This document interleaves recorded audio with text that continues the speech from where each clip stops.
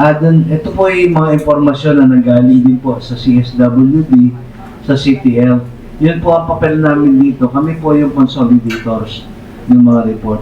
Kaya po, para doon sa mga official po, no, na updated reports, dito po kayo kumuha mismo sa amin.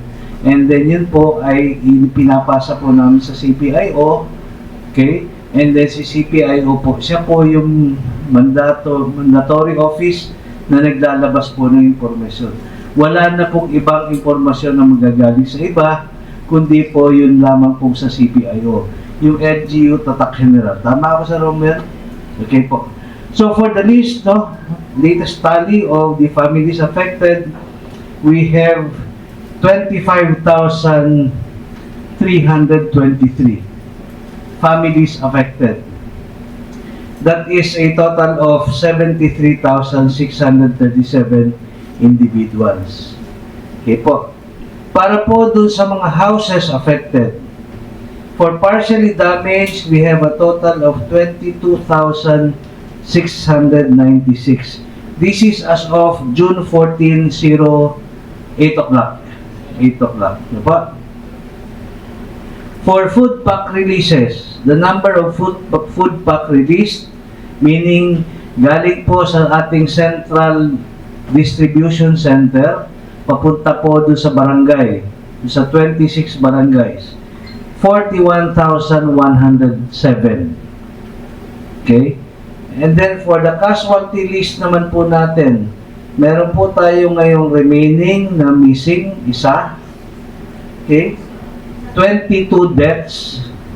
Okay? Dinawin ko 22. Okay? Injured, yun na po, yung sa injured and admitted, yun na po yung binarita kanina ni Dr. Lalaine.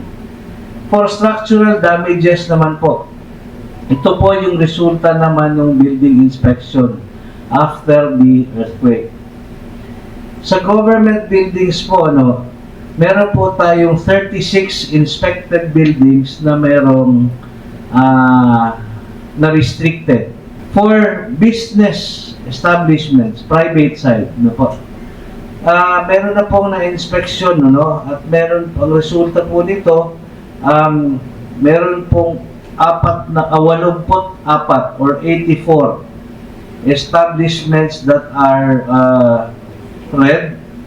Okay, red po, restricted. Meron pong yellow or for evaluation 85. And then meron pong 349 cleared for occupancy.